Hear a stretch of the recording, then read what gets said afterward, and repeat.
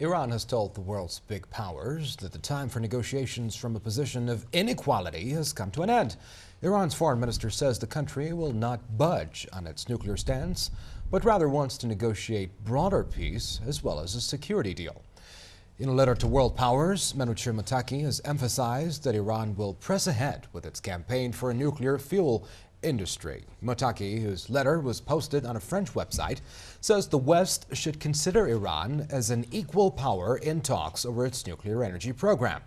This comes as President Ahmadinejad refreshed vows that Iran will definitely not stop enriching uranium.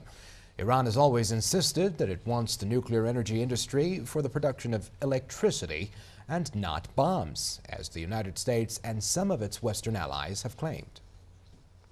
Thank you. Let's go back to the prisoner swap deal between Hezbollah and Israel and the exchange of 5 Lebanese prisoners with 2 Israeli soldiers. We earlier referred to the 5 Lebanese prisoners as soldiers. They were not soldiers, they were prisoners. I apologize for that. But let's go now to Lebanon and our correspondent there, Ali Rizk, to get an update on the prisoner swap deal, which apparently went through. Ali Rizk, are you there? Yes, I'm with Give you. us an update.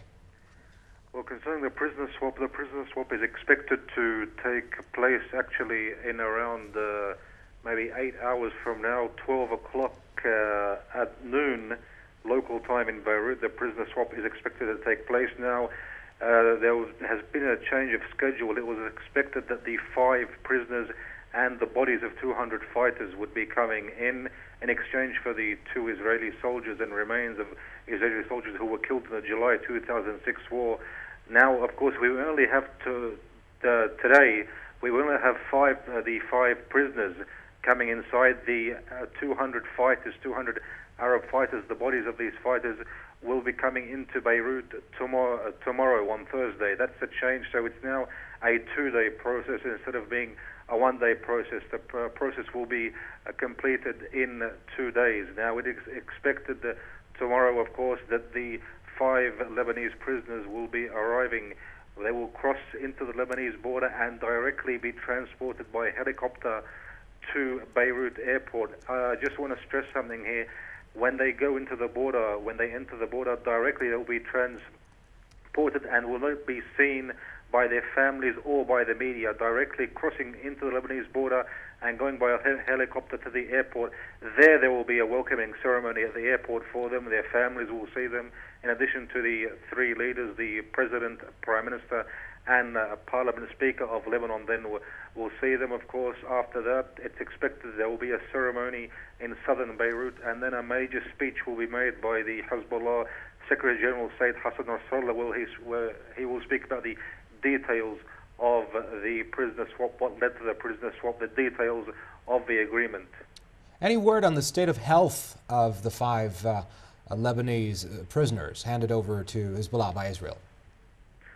Well, actually, I spoke to the brother of Samir al-Qantar, the main prisoner. I spoke to him yesterday. It seems Samir al-Qantar, we hear, is in good health. Concerning the other 4 prisoners who were captured in the July 2006 war, we've seen many pictures for these 4 prisoners. Of course, they spoke about that they don't recognize the Israeli courts. They had some interviews.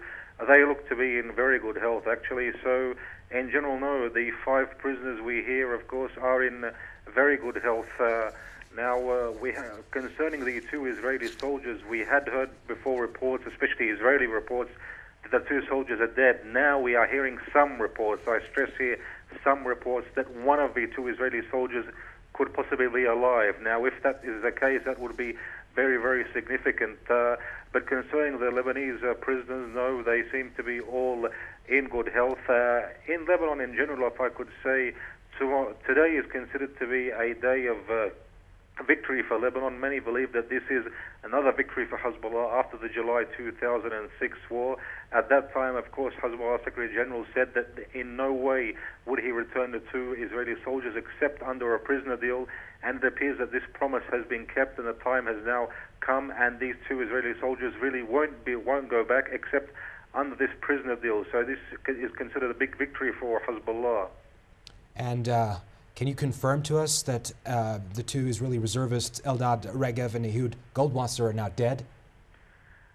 no, we cannot confirm that at all. As I did tell you before, nobody knows the fate of these two soldiers except probably Sayyid Hassan Nasrallah himself.